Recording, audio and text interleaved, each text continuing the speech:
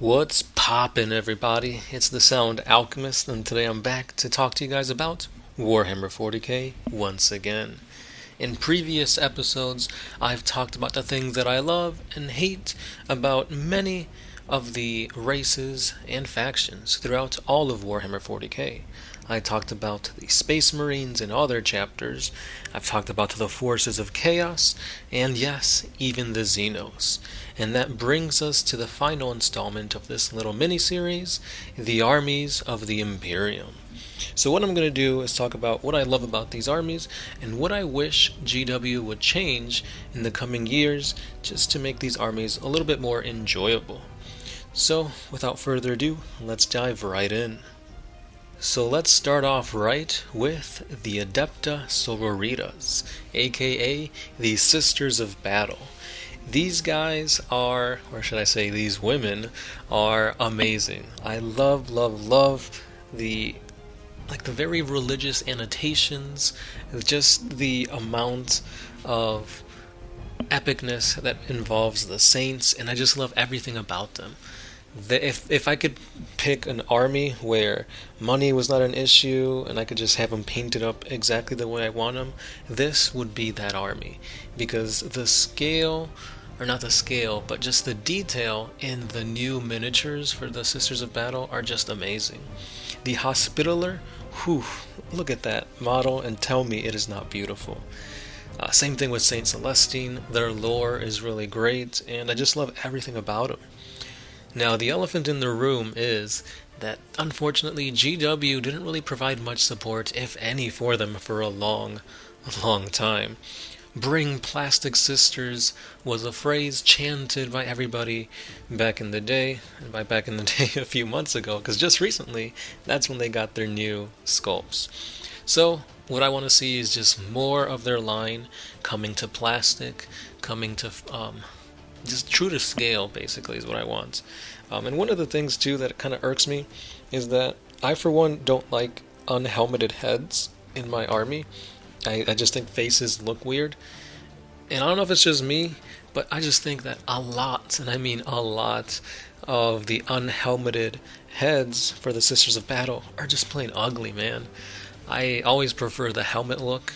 I think in a battlefield, that's logic. Wear a helmet, you'll live longer. But at the end of the day, I mean, yeah, if they're named characters, you want to see them for who they are and whatnot. It's inspirational to see Saint Celestine out there basically boasting, saying, give me your best shot. But yeah, if I wanted to change something, just make their sculpts a little bit better in terms of faces. Now, from the Adeptus Sororitas, we move to the Sisters of Silence, another all-female type. I don't know, they're like a secret, are they a secret sect? Yes and no. They're basically blanks, they're nulls. They are very anti-psyker, which is really badass. Put one in a room with you and you'll just feel uneasiness because of that lack of psychic presence. Because of this, that's really cool. These were used as a main weapon when trying to quell any type of psyker throughout the galaxy, Thousand Suns included, and they're just really strong and overall great in terms of the lore. The thing about them is that there's not a lot of models to their army. A lot of times you gotta lop them in with like Adeptus Custodies, or bring them in as just like a supplemental unit to like an Inquisitor or something like that. Maybe it's just for show. But yeah, there's not a lot of models when it comes to the Sisters of Silence, and I wish that would change. That's something that you're going to see here that happens a lot with the armies of the Imperium that are not Space Marine, is that just the lack of range. You don't really have that many fast attack troops, HQs, heavy supports when it comes to these Sisters, and it's something that I wish would change because their lore is amazing. They guard the Emperor, they're the best of the best. Essentially, they're the Adeptus Custodies version from like the Space Marines to Custodes. That's like Sisters of Battle to them. And just the whole aspect of them being blanks is amazing, and it's something that GW really needs to explore. That and perpetualism, but that's a whole different topic. So Sisters of Silence, great lore, Them being blanks, A+. But there's no range to them. Give them more models, give them an army, and I'll be happy. Now we talked about them, so let's dive into the Adeptus Custodies, the oiled, chiseled abs of the Imperium. So these guys are the cream of the crop. They're the best of the best, better than Space Marines, better than Grey Knights. These guys are the pinnacle of genetic experimentation because they were created by the Emperor himself. Each and every single one of the members of the Adeptus Custodies was handcrafted, chiseled from the rock of perfection by none other than the Emperor himself. And because of this, they're here specifically to guard the Emperor from any danger.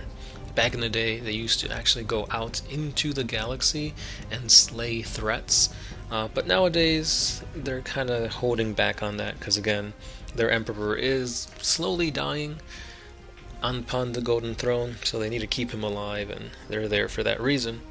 Now with Guilliman taking control, they're kind of going back to that a little bit more, but not full force.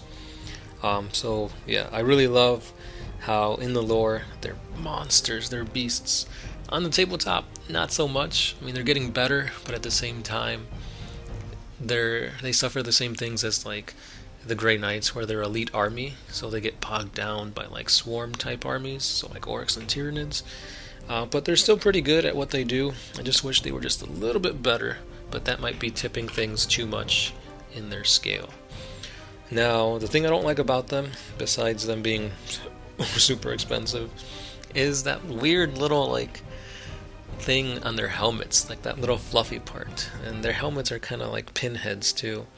So I love the aesthetic of them, all but their helmets.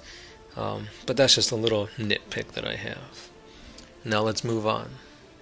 Next up, we've got an amazing faction of the Army of the Imperium, and that is none other than the Adeptus Assassinorum, aka Assassins. Assassins are created, bred, educated, tutored, like any word you can think of that involves training. These guys have all that training for one purpose, and that is assassinations. Whether it's sniping, whether it's using combat drugs to like change your body and trying to figure out how to impersonate other people in order to get your assassination done, all the way to using psychic powers to kill your enemy. These guys do it, and they do it good. When you want somebody dead, this is what you want to be using. On the tabletop, they're not that great because it's only a single model, and sometimes they don't really have that tankiness to them, so a well-placed shot could blow them out the field turn one before they even get a chance to do anything. Most people tend to use the Vindicare Assassin because you could put him all the way in the back corner and he'd be able to sniper away, hopefully taking out characters. But besides that, like, the other ones in the lore are so badass, and it just sucks that they don't really get that, as I say, screen time, that tabletop time, like the Vindicare does. But in the lore, they're badasses, and I believe there's going to be a fan animation with these assassins in there coming out soon, so stay tuned for that. But yeah, I love everything about them in the lore, and I just wish they got a little bit better so they could be played on the tabletop more often. The Adeptus Mechanicus, the robots of Mars. Well, I say robots, but they're more cyborg, or is it android?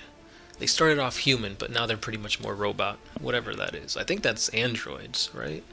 Yeah, we'll go with that. So these guys are amazing. You've got the Skitarii, plus the Legions Titanica, aka the Titans, and I love everything about them. As I go through this, I'm loving a lot of things from the Armies of the Imperium. Surprisingly enough, I don't play any of these. What am I doing? But anyway, the Skitarii, the Atmech, their aesthetic is steampunk, futuristic, and I love it. The new models for the Skitarii, the what are they, like the war dogs or chem dogs, whatever they're called, those are amazing mounts. You've got Taraxi, which are like pterodactyl Skitarii dudes that can fly. That's pretty cool. Everything except their transport.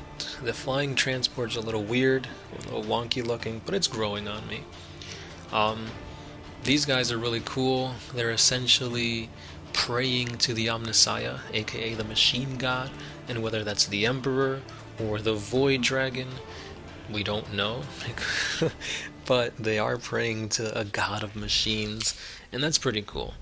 The whole treaty between Terra and Mars, that's a whole awesome storyline. The models are cool. I don't think they're that competitive right now, but I might be wrong. Gersh 1 does have a small Scatori force, so I do get to see them every now and then on the battlefield, and they play pretty good. They're mostly a ranged army, or at least he plays them that way. So I think I'd like to see more models that are melee-centric. Maybe some more Stygian Dragoons of that nature, but with like a punching power. That'd be a pretty cool thing to see steampunky-like. So yeah, the Adeptus Mechanicus, 2 thumbs up. The agents of the Inquisition are such badasses in the lore.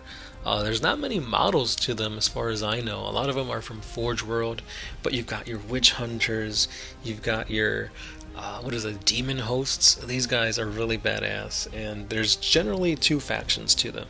You've got the Puritans, which are like the conservatives. They do tried and true efforts to fight the enemies of mankind. And then you have the radicals, those that wish to fight fire with fire, fighting demons with demon hosts and whatnot. And it's 2 interesting concepts to explore.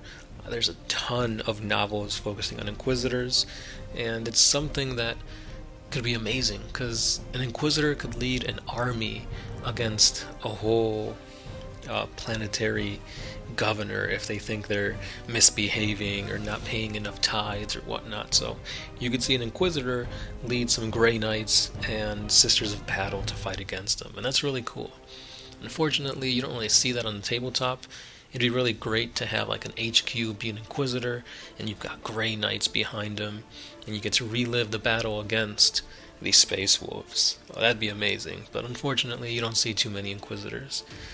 Change that, GW, make them stronger, make them cool HQs that give buffs to like any type of army that you field around them. So yeah, that'd be a sight to see on the battlefield. And then we come to the Astra Militarum, aka the Imperial Guard, the billions of untold billions of humans that fight for humanity, whether they want to or not. It's tragic being an Imperial Guardsman, because a lot of times it's not about machinery or the best type of technology. It's pretty much just throwing bodies at the enemy until the enemy loses based on sheer numbers. They are the workhorse of the Imperium, and unfortunately there's not too many different factions that you can build from the Astra Militarum. Like you've got Catachans, Cadian Guard, and the list goes on and on. Kriegers. There's a lot of awesome and very different types of guardsmen in the lore, and a lot of those you don't really see in the tabletop because it's either too expensive, because you gotta go to Forge World to find them, such as the Death Corps of Krieg, or they went discontinued and you can't really find them, and you gotta go to like third parties to build your models the way you want them to be seen. In terms of play style, you can either go blobs and just swarms of guardsmen, or you can go heavily mechanized and just have chimeras, basilisks all over the place. So it's a really cool army, and in a world, or a galaxy I would say, of demons and aliens and whatnot, sometimes it feels good to play the underdog, play the human, to prove that, hey, yeah, I could be using a superhuman soldier of the Imperium who could wield psychic powers, but hey, look at me. A regular old human with a regular old las gun can also get the job done. So in those types of mentalities, I guess you could have fun playing Imperial Guard as well. And with that being said, we've come to the conclusion of this Warhammer 40k video. So let me know what you guys think about the armies of the Imperium, because I know when you think about the Imperium, automatically you assume Space Marine, but there's oh so much more than just that. the Sisters of Battle, the Adeptus Custodies, the Adeptus Mechanicus, the Astra Militarum. You've got the Inquisition, the Officio Assassinorum, the Sisters of Silence, and yes, even the Imperial Knights, but I kind of lopped them in with the Adeptus Mechanicus. Now, that is a lot to think about when you're talking about picking an army, and of course, they're not as easily accessible or as easily played as Space Marines, so that's why they're kind of, in my opinion, put off to the side. But these armies are amazing to field, amazing to see, and it's a shame that GW doesn't really push their other armies as much as they do Space Marines. But who knows, maybe in the future they'll be seen more often in like a type of campaign, or new models get added to the mix, but we'll just have to wait and see. So in your guys' opinion, what do you think about the armies of the Imperium? Do you agree with me? Do you disagree? I'd like to know in the comments. And don't forget to stay subscribed for more things 40k.